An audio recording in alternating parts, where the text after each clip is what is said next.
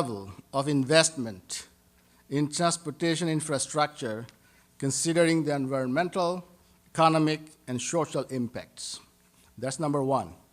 And number two, what is a sustainable practice for allocation of constrained funding sources? Number three, what are the sustainable methods and materials that will bring the best return on investment? So these are the questions that they will address. Each one of the panelists will have 10 minutes, and we'll wait until all panelists are done before we get into the Q&A, and we'll have about 20 minutes for that. So the first panelist that I would request to begin is Jeremy Gregory. Thank you.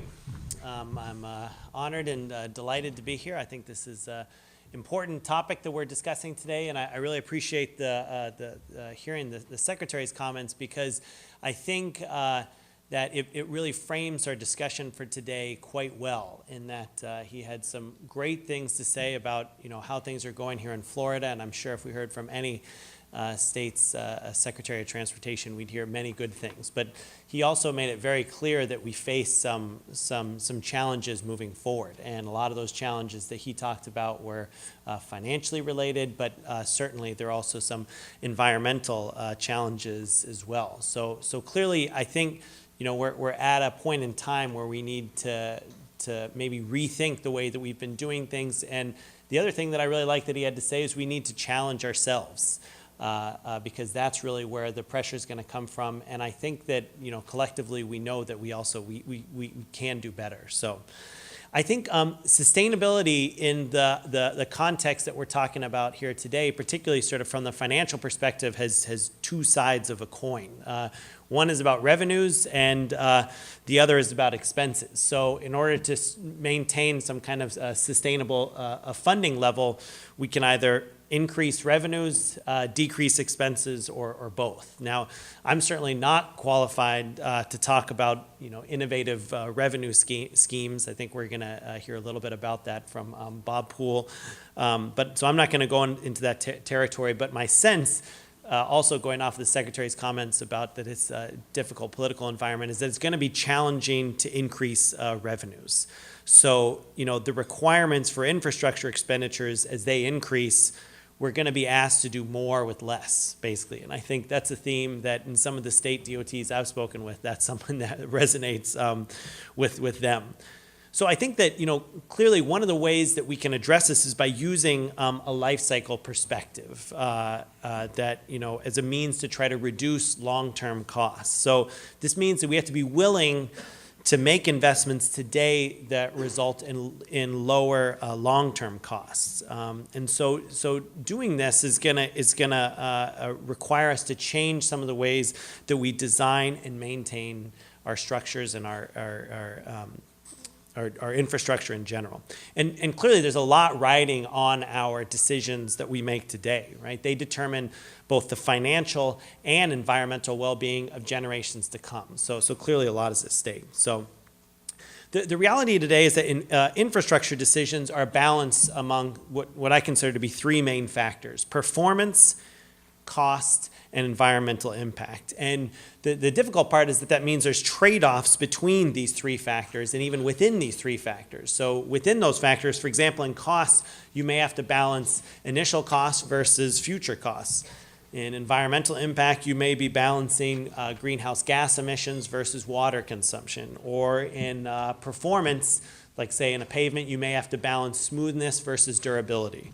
So clearly there's a lot of work that's going on within those areas, but when it comes to ultimately making decisions, we have to look at those trade-offs. And certainly the decision-making process is not something that's straightforward and simple, and I'm not going to get into the best ways to deal with trade-offs, but what I will say is that I think it is time, if we're going to reevaluate the way that we do things, we should review the decision-making process and particularly try to get all three of those factors considered early in the decision-making process. So, as far as a performance or design is concerned, Often designs are based on a normative process. That is, they're based on what was done before, without assessing whether or not designs can be done in a more efficient manner.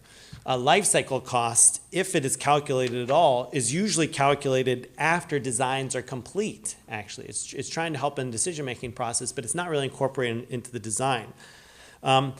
And environmental impacts, whether it's life cycle or not, are rarely calculated, and even more rarely a factor in the design or decision-making process. Clearly, there are environmental impact reviews that occur, so I don't want to say they're totally ignored, but they rarely have the life cycle perspective that's important. So how can we change this? In essence, I think we need to reframe the design process to drive innovation and consider life cycle costs and environmental impacts. So for example, we should be willing to push boundaries beyond existing designs and rethink what we mean by performance. And I think one of the ways we can do that is by setting prescriptive targets for performance and then allowing designers to innovate to meet those targets using the optimal combination of materials, design, and construction strategies. And I think the good thing about this is that it will also push material suppliers and construction firms to innovate as well for things like increased durability or lower cost or lower environmental impact. And we see this a lot in the private sector, right? Where, and someone who's making a laptop doesn't tell a supplier exactly which materials to use. They say, this is what I need from my hard drive. You do what it takes in order to meet this performance specification, right? And I think that's something that we need to really incorporate into infrastructure as well. For life cycle costs, I think we need to incorporate life cycle cost analysis in the design process and in particular early in the design process where it can have an impact on designs. Currently, LCCA, or the life cycle cost analysis, is typically used after designs are complete in order to decide among design alternatives. It should be used during the design process in order to optimize economic efficiency of a single design. For environmental impacts, I think at this point it would be good to just calculate life cycle environmental impacts, even if it happens at the end of the design process, but eventually this too should be incorporated early. So, what are the challenges associated with sort of transitioning to this newer paradigm or this way of thinking? I mean, an obvious challenge is changing the way that our infrastructure is designed in the decision-making process for selecting designs among multiple alternatives. I mean, let's face it, civil engineers are a risk-averse group, and they absolutely should be because there's so much at stake with the designs that are in place. And so I think I very much understand that. But on the other hand, as we said, I think we are being pushed to do more with less, and there's clearly an opportunity to innovate. But another challenge is also projecting the performance of a structure over its lifetime and the costs associated with maintaining and rehabilitating the structure for what will likely be decades to come. And this is particularly challenging when new materials or designs are used and there's limited historical basis for assessing what the future performance will be, right?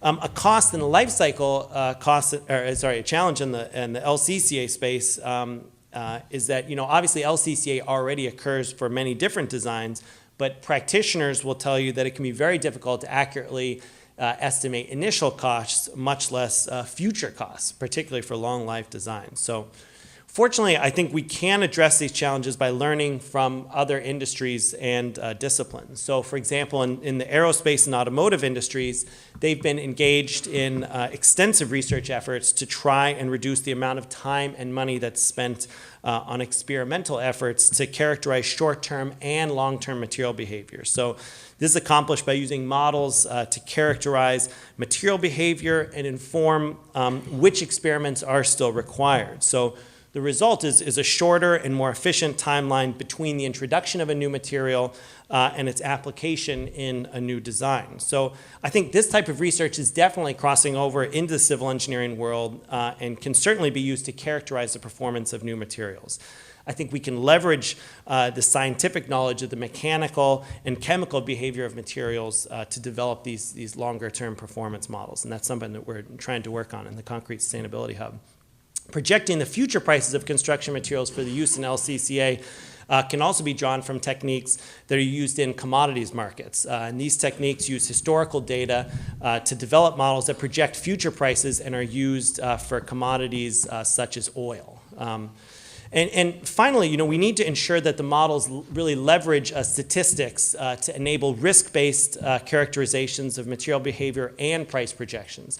And this is the same techniques that you might be very familiar with here in Florida, but it's used to talk about the uncertainty of a path of a hurricane, right? The uncertainty increases as the projection increases over time, right? That you see a wider path. So this is all something we're trying to work on in the hub. So in summary, this life cycle perspective, I think, is essential for creating a sustainable level of infrastructure spending. There are elements that are certainly in place today, but I think there's certainly a significant opportunity for improvement. As we heard from the Secretary, we really need to challenge ourselves to do that. So I think in particular, we need to drive more innovation in the design process, which will lead to innovation in materials and construction methods used in making structures.